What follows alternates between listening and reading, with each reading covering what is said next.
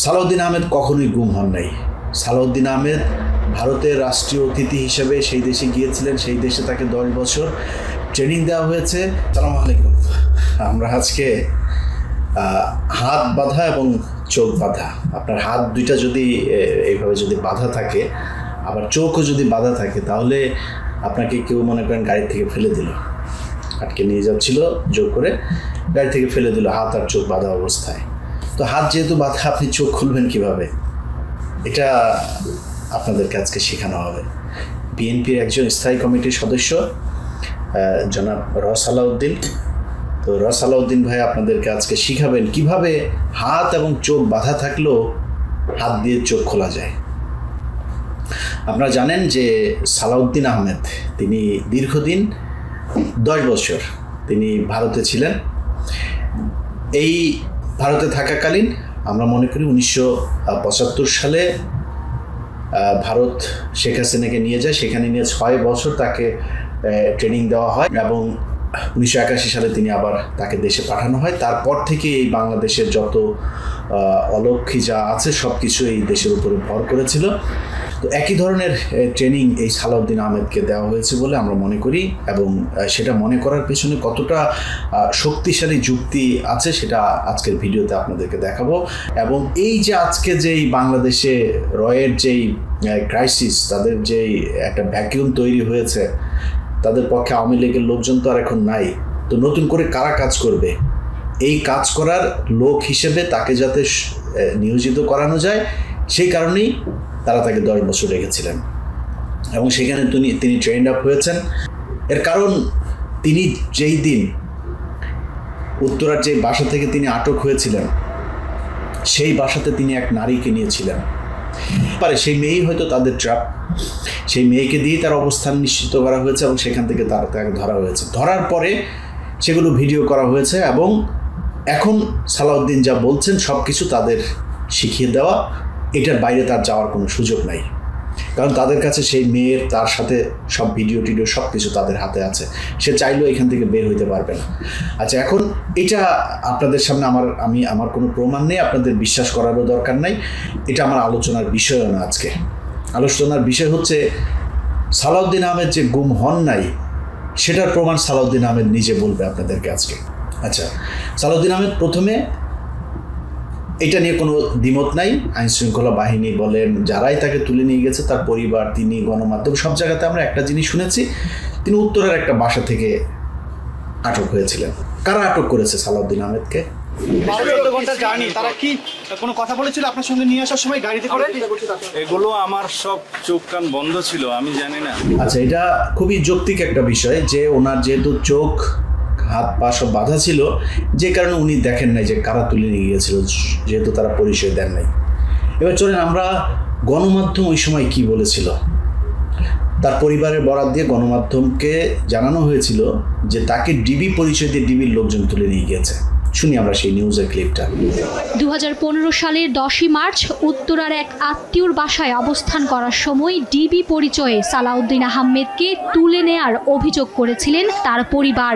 ওই বছরের মে মাসে ভারতের মেঘালয়ের শ্রীলং থেকে স্থানীয় পুলিশ সালাউদ্দিন আহমেদকে উদ্ধার করে। আচ্ছা, এখন ধরেন সালাউদ্দিন আহমেদ যেদিন ধরা পড়েন, ওই ধরা পড়ার পর থেকে আজকে পর্যন্ত, একদম যখন আপনি ভিডিও দেখছেন ততদিন পর্যন্ত বাংলাদেশের কোনো সংস্থা কিন্তু এখন পর্যন্ত স্বীকার করে নাই যে কারা নিয়ে গিয়েছে।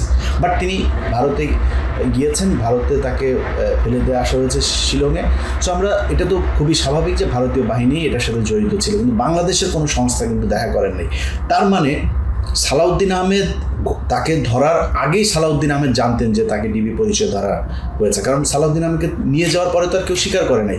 সো তার পরিবার জানলো কোথেকে? তার মানে তার পরিবার ওই ধরার সময় তারা পরিচয় দিয়েছিল যে আমরা ডিবি থেকে এসেছি। সালাউদ্দিন আহমেদ বলেছেন তিনি, তার চোখ কান খোলা ছিল, বাধা ছিল, তিনি দেখেন নাই কারা ধরে নিয়ে গেছেন। আপনাকে তো বাড়িতে থাকতেই তারা পরিচয় দিয়েছে ডিবি, তিনি সেটা অস্বীকার করেছেন। কেন অস্বীকার করেছেন? আরও কত কিছু অস্বীকার করেছেন সেটা ভিডিওতে দেখবেন। আমরা যারাই আটক করুক এখান থেকে নিয়ে গেল, নিয়ে যাওয়ার পরে কি হয়েছে? সালাউদ্দিন আহমেদকে একটা ভিডিওতে এক সাংবাদিক জিজ্ঞেস করেছিলেন এরপরে কি হলো সালাউদ্দিন আহমেদ কি বলে শোনেন। ভারতে যাওয়ার বৈধ কোনো কাগজ দেখাতে পারেনি বিএনপির এই নেতা। পুলিশকে জানান ঢাকার উত্তরা থেকে অপহৃত হওয়ার পর তার আর কোনো কিছু মনে নেই। আচ্ছা, উত্তরা থেকে ওনারে ধরলো, এরপরে আর ওনার কিছু মনে নাই। আমরা এটা বিশ্বাস করি, উনি যেহেতু বলেছেন বিশ্বাস করি। এবার চলেন অন্য আরো গণমাধ্যমে উনি কি বলেছেন সেটা শুনি। কিছু আইনশৃঙ্খলা বাহিনীর পরিচয়ে সশস্ত্র লোক সাদা পোশাকে আমাকে তুলে নিয়ে যায়, চোখ বেঁধে হাত বেঁধে, এবং এমন একটা জায়গায় রাখে যেটার কক্ষের বর্ণনা আমি তো হবে, যার এক পাশে একটা নালার মতো ছিল, পানির ট্যাপ ছিল, একটা ছিদ্র ছিল যাতে প্রকৃতির ডাকে সাড়া দেওয়া যায়। রুফে একটা হাই পাওয়ার ভাল্ব, লোহার দরজা, নিচে খাদ্যদ্রব্য দেওয়ার জন্য একটা জায়গা একটু ফাঁকা ছিল। আচ্ছা দেখেন, কিছুক্ষণ আগে সে বললো সে কিছুই জানে না, কিছুই মনে নাই, উত্তরা থেকে ধরার পরে আর কিছুই তার মনে নাই, বলতে পারবে না। আবার এদের কাছে বলছে যে তাকে কিভাবে কত ঘন্টা চালিয়ে গাড়ি চালিয়ে নিয়ে গেল সব তিনি জানেন। এই জায়গাতেও সমস্যা আছে। ধরেন আপনি যদি যখন একদম ট্রাফিক নাই, তাকে মেঘালয় রাজ্যের রাজধানী শিলংয়ে পাওয়া গেল, তো বাংলাদেশ তারা তো হেলিকপ্টারে নিয়ে যাওয়া হয়নি, গাড়িতে বাই রোডেই তাকে নিয়ে যাওয়া হয়েছে। নিজস্ব গাড়িতে একদম যখন ট্রাফিক না থাকে ওই সময় যদি নিয়ে যাওয়া হয়, ঢাকা থেকে তার যেহেতু পরিবার বলেছেন ডিবি ধরেছেন, ঢাকায় ছিলেন, ঢাকা থেকে যদি আপনি সিলেট সীমান্ত পর্যন্ত যান তাহলে আপনার কয় ঘন্টা, 3 ঘন্টা 4 ঘন্টায় আপনার যাওয়া সম্ভব। তারপরে এটা আমরা খুবই মানে বড় বিষয় নিয়ে আলোচনা করার, আমরা এইটুকু মেনে নিলাম, নিয়ে যাওয়া হলো। মূল খেলা হচ্ছে নিয়ে যাওয়ার পরে তাকে ভারতে তিনাকে নিয়ে যাওয়া হলো, তিনি সীমান্তের ওই পার থেকে গাড়ি একটা ওই পারে আবার রেডি, ওই পারে থেকে নিয়ে গেল, নিয়ে যাওয়ার পরে তাকে ফেললো। তারপরে কি হলো? শিলংয়ের একটা জায়গা, চোখের কাপড় খুলে দেখলাম একটা সাদা জিপ গাড়ি চলে যাচ্ছে। কথাবার্তা শোনা হয়তো আমাকে মনে করলাম আমি মানসিক ভারসাম্যহীন, আমার কথা হয়তো তাদের বিশ্বাস হয় না, আমার পরিচয় তারা হয়তো বিশ্বাস করতে চায়নি, জামা কাপড় দেখে আমার অবস্থা দেখে। তখন তারা আমাকে একটা মানসিক হাসপাতালে নিয়ে গেল। আচ্ছা, এইটা হচ্ছে যে কোনো একটা গণমাধ্যমকে দেয়া বক্তব্য যে তিনাকে সেখানে নিয়ে যাওয়া হয়, নিয়ে যাওয়ার পরে তাকে উদ্ভ্রান্তর মতো লাগছিল এবং লোকজন তাকে, তিনি তার পরিচয় দেওয়ার পরে লোকজন তার পোশাক আচার আচরণ দেখে খুবই স্বাভাবিক এখান থেকে টেনে হেসে নিয়ে যাওয়া হয়েছে, বর্ডার দিয়ে আবার কাঁটাতার পার হয়ে অনেক দূর হেঁটে হেঁটে তিনি গিয়েছেন, গিয়ে তারপরে লোকজন তারে দেখে চিনতে পারেন নাই, তাকে মানসিক হাসপাতালে নিয়ে ভর্তি করেছেন, রাইট? এটাই তো বললো, তাই না? শুনলেন, গাড়ি থেকে নামার পরে তিনি গাড়ি থেকে মানুষজন আসলো, এসে তারপরে তার হাত পা চোখ টুক খুললো, খুলে টুলে নিয়ে মানসিক হাসপাতালে নিয়ে গেল। বিশ্বাস করলাম এইটুকু। এবার চলেন আরেক জায়গায় কি বলেছে সেটা শুনি। যখন ওখানে ফেললো তখন আমাকে ওরা বললো যে ইউ আর ফ্রি নাও। তা আমি চোখ খুলে দেখলাম একটা আমার সামনে দিয়ে ওই গাড়িটা চলে গেল, সাদা একটা জিপ। তো পুলিশ এসে আমাকে নিয়ে গেল, ওখানে ভ্রাম্যমাণ পুলিশ টিম ছিল।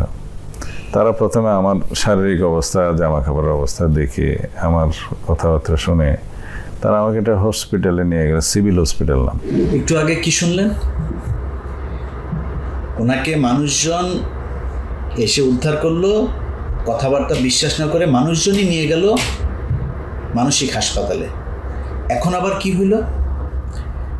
এখন আবার পুলিশ আসলো, পুলিশ এসে পুলিশ স্টেশনে নিয়ে গেল, তারপরে নিয়ে গেল হসপিটাল, মানুষজনের কোনোই নেই। আচ্ছা, আরেকটু বক্তব্য শুনি, আরেকটু ইন্টারেস্টিং বক্তব্য আছে, সবচাইতে গুরুত্বপূর্ণ বক্তব্য যেটা। ওনাকে গাড়ি থেকে নিয়ে যাওয়ার পরে মানে নামানোর পরে কি হলো, একদম সাথে সাথে কি হলো শুনুন একটু। 5-6 ঘন্টা জার্নি করি একটা গাড়িতে করে, ওই একই চোখ বাঁধা হাত বাঁধা অবস্থায়। তা আমি চোখ খুলে দেখলাম একটা আমার সামনে দিয়ে ওই গাড়িটা চলে গেল, সাদা একটা জিপ। আর আরেকবার এটা আমরা আরেকবার শুনি, এই কথাটুকু আরো একবার শুনি। 5-6 ঘন্টা জার্নি করি একটা গাড়িতে করে, ওই একই চোখ বাঁধা হাত বাঁধা অবস্থায়। তা আমি চোখ খুলে দেখলাম একটা আমার সামনে দিয়ে ওই গাড়িটা চলে গেল, সাদা একটা জিপ। আচ্ছা, এই যে বক্তব্যটা 2বার শোনার কারণ কি জানেন? ওনার হাত বাঁধা, চোখও বাঁধা। আচ্ছা, হাত বাঁধা, ওনাকে ফেলে দিয়ে গেল, তা আপনি চোখ খুললেন কেমনে? আপনার হাত তো বাঁধা, হাত দিয়ে তো আপনার চোখ খুলতে হবে, আপনি হাত বাঁধা আপনি চোখটা খুলে ফেললেন, এটা কি সম্ভব? এইভাবে পুরো এই যে গুমের ঘটনায় সব কিছু মিথ্যা বানোয়াট কল্প কাহিনী সাজিয়ে নিজে ভিকটিম রোল প্লে করেছেন পুরো ঘটনাতে তিনি এই যে ভিকটিম সেজেছেন তিনি আসলে কিছুই না। এটার আইনগতভাবেও যে আমি যা বলছি সেটা হচ্ছে সত্যতা আছে, এটা প্রমাণ করি চলেন আমরা। সালাউদ্দিন আহমেদকে ধরে নিয়ে যাওয়া হয়। আচ্ছা, আপনারা যারা ভারতে গিয়েছেন তারা তো জানবেনই, যারা এই ধরনের বিপদে পড়েছেন তারাও জানবেন। আপনি যখন এই মানে ফরেন অ্যাক্ট তাদের যেটা আছে সেই অ্যাক্টে আপনি যখন করবেন মানে আটক হবেন, আপনার হাত করা পড়ার সাথে সাথে প্রথম কাজই হবে হাত করায়।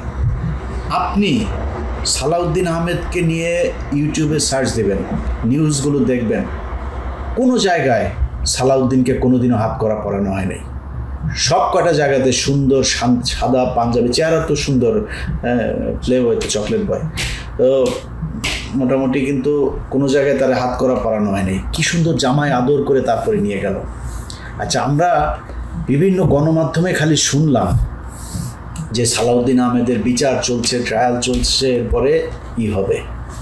তারপরে কি হইল? মানে সালাউদ্দিন আহমেদ ভিসা নিয়ে যান নাই, পাসপোর্ট নিয়ে যান নাই সাথে করে, তিনারে জোর করে ডিবি ধরে বা বাংলাদেশের র্যাব বা কোনো একটা সংস্থা ধরে ওই দেশে পাঠাই দিলেন, তিনি ওইখানে পড়ে থাকলেন, কোনো কিছু তো নাই। তাহলে এটা তো অপরাধ। সে অপরাধের জন্য আপনার একদিনও জেল হবে না। সালাউদ্দিন আহমেদের কি কিছু হয়েছিল? শুনেন, আমরা শুনি যে কি হয়েছিল তার। অবশেষে শুক্রবার বিএনপির এই নেতাকে নির্দোষ ঘোষণা করে মামলা থেকে বেকসুর খালাস দেন শিলং আদালত। আচ্ছা, সালাউদ্দিন আহমেদ বেকসুর এই যে খালাস পেয়ে গেল, কেন পেয়ে গেল, কিভাবে পেয়ে গেল? আমার এক ছোট ভাই, আমাদের এক সাংবাদিক, ওর নাম হচ্ছে আহাদ। তো আহাদ সময় টেলিভিশনে কাজ করতো এক সময়, এখনও এখানে থাকে। তো ও আমাকে বলল যে ভাই এই ব্যাপার, আমি সেখানে গিয়েছিলাম। আমি ওর আইনজীবীর কাছে যখন সাক্ষাৎকার নিলাম, ওর আইনজীবী বলল যে এইখানে এই মামলায় 3 থেকে 5 বছরের নিচে সাজা হবে না, এটা ওকে খাটতেই হবে, আমাদের এখানে কিছুই করণীয় নাই। যেহেতু উনি ইমিগ্রেশন পার হন নাই, সো এটা অপরাধ, এখানে কোনো কিছু করণীয় নাই। কিন্তু সময় টিভি সেই নিউজটাও আছে, আমরা একটু নিউজটা শুনি। ভারতে অনুপ্রবেশের অভিযোগে ফরেনার্স অ্যাক্ট 1946-এর 14 ধারা অনুযায়ী মেঘালয় আদালতে বিএনপির যুগ্ম মহাসচিব সালাউদ্দিন আহমেদের সর্বোচ্চ 5 বছর কারাদণ্ড হতে পারে। ভারতে অনুপ্রবেশের দায়ে ফরেনার্স অ্যাক্ট 1946-এর 14 ধারা অনুযায়ী সর্বোচ্চ 5 বছরের শাস্তির বিধান রয়েছে বলে জানান রাষ্ট্রপক্ষের কৌঁসুলি। আমি বিং পাবলিক প্রসিকিউটর, আমার আর্গুমেন্ট আমি চাইবো যে 5 বছর ম্যাক্সিমাম। আচ্ছা, এই সংবাদ সংগ্রহ করতে ভারতে গিয়েছিলেন আহাদ, এবং আহাদ সেখানে সালাউদ্দিন সাহেব কোন বাসায় ছিল, সেই বাসার ধরনটাও, সেই বাসাতে গিয়েছিল, সেই বাসায় গিয়ে সেই বাসার পরিবেশ কেমন সেটাও সে দেখে এসছে। আমরা আহাদের কাছ থেকে একটু শুনি যে ঘটনা কি ঘটেছিল। আমার যতটুকু মনে পড়ছে 2016 সালের মার্চের শুরুর দিকে আমি গিয়েছিলাম ভারতের শিলংয়ে সালাউদ্দিন সাহেবের একটা ইন্টারভিউ নিতে এবং তার মামলার কি পর্যায়ে রয়েছে সেই বিষয়ে জানতে। সেখানে গিয়ে টাইমস অফ ইন্ডিয়ায় একজন সাংবাদিক কাজ করেন আমার বন্ধু, তার সহায়তায় সালাউদ্দিন সাহেবের বাড়িতে গেলাম, যে বাড়িতে তিনি থাকেন। সেই বাড়িতে গিয়ে অসাধারণ একটি বাড়ি, যেটা বাংলো বাড়ি। আমি আমেরিকায় আসার আগে এত সুন্দর আমি বাড়ি দেখিনি। সেই বাড়িতে তিনি থাকতেন, কিন্তু সেই বাড়িতে গিয়ে আমি তাকে পাইনি। আমি যতটুকু মনে পড়ছে 12টা বা 1টার দিকে গিয়েছিলাম।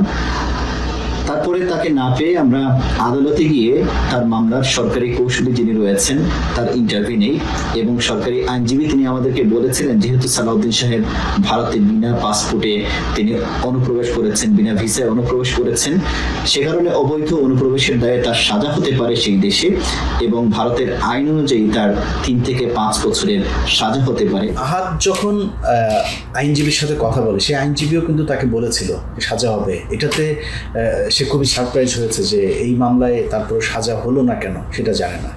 আহাদের কাছ থেকে শুনি আমরা। তারপরে আমরা যেটা দেখলাম, যখন এই মামলার রায় হলো তখন এই মামলাতে সালাউদ্দিন সাহেব তিনি নির্দোষ খালাস পেয়েছিলেন, তাকে কোনো সাজা দেওয়া হয়নি।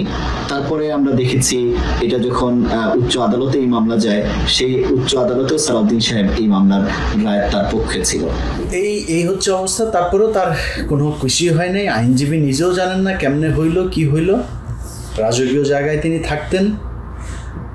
তো তো তিনার বেকসুর খালাস হয়ে গেল। আচ্ছা, খালাস যখন হইল, খালাস হওয়ার পরে কি হবে? ওই দেশের সরকার তো তারা রাখবে না ওইখানে, তাই না?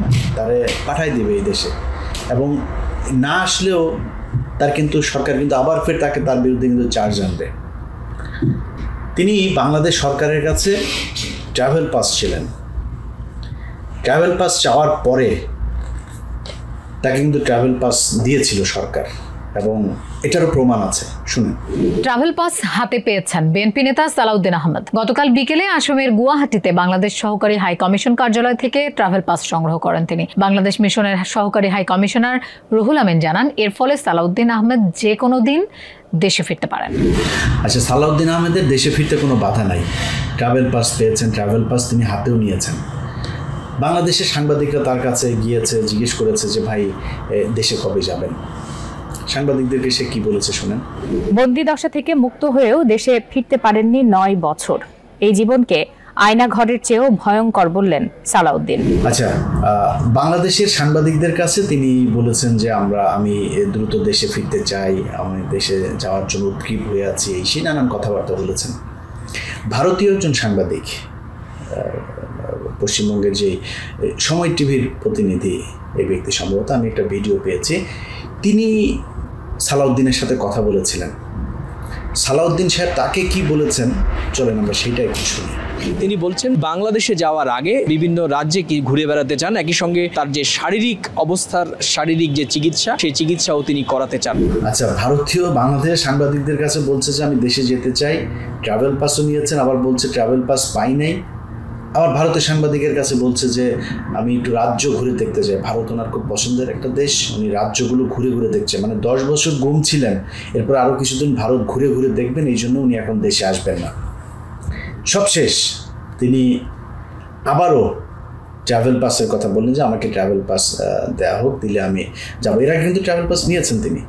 তো ট্রাভেল পাস নিলে সেটার আবার বাধ্যবাধকতা আছে যে সম্ভবত 6 মাসের ভেতরে বোধহয় সেটা দিয়ে যেতে হয়, বা 60 দিন অথবা 90 দিন, এরকম একটা আছে, সময়সীমা আছে। ওই সময়ের মধ্যে আপনাকে ট্রাভেল পাসটা ব্যবহার করতে হবে। তো তিনি কিন্তু করেন নাই। প্রথম যেগুলো নিয়েছেন সেই ট্রাভেল পাসগুলো দিয়ে কিন্তু তিনি ব্যবহার না করে সব শেষে তিনি ট্রাভেল পাস নিয়ে তিনি চলে আসলেন। এতদিন আসেন নাই। যখনই 5 তারিখ শেষ হলো, সাথে সাথে তিনারে বাংলাদেশে আসার সব সমস্যার সমাধান হয়ে গেল। তিনি ভারতের সরকারও কোনো কিছু বলে নাই, বাংলাদেশের সরকারও কোনো কিছু বলে নাই, তিনি দেশে চলে আসলেন। দেশে আসার পরে তিনি কি করেছেন? প্রথম দিনেই সালাউদ্দিনের গাড়িতে চড়ে, এস আলমের গাড়িতে চড়ে আপনার সাইফুল আলমের বিমানবন্দর থেকে গিয়েছেন বাড়িতে। এরপরে তাকে শোকজ করা হলো। শোকজ করার পরে তিনি বললেন তিনি জানেন না, কিছু বুঝেন না ভাই, ওনারা যে আনতে গিয়েছে সে একটা গাড়িতে উঠেছেন, মানে ওনাকে কেউ একজন বলেছে আর চট করে উনি ওই গাড়িতে উঠে বসে পড়লেন, উনি কিচ্ছু জানেন না। এই বক্তব্য আপনারা দেখেছেন তিনার ব্যাপারে। রোববার কক্সবাজারে এস আলম মালিকানাধীন গাড়িতে চড়ে সংবর্ধনা নিয়েছেন বিএনপির স্থায়ী কমিটির সদস্য সালাউদ্দিন আহমেদ। আমার পক্ষ থেকে আমি জানতাম যদি যে এই গাড়ি তিনি দায়িত্ব কোম্পানির কথা, তাহলে হয়তো আমি সাবধানতা অবলম্বন করতাম। উনি ছোট্ট মানুষ, বাচ্চা ছেলে, উনি জানেন না কার গাড়িতে এসছেন, কিভাবে এসছেন। উনি মাপ চেয়েছেন, মানুষ মাপ করেও দিয়েছে, সব শেষ হয়ে গিয়েছে।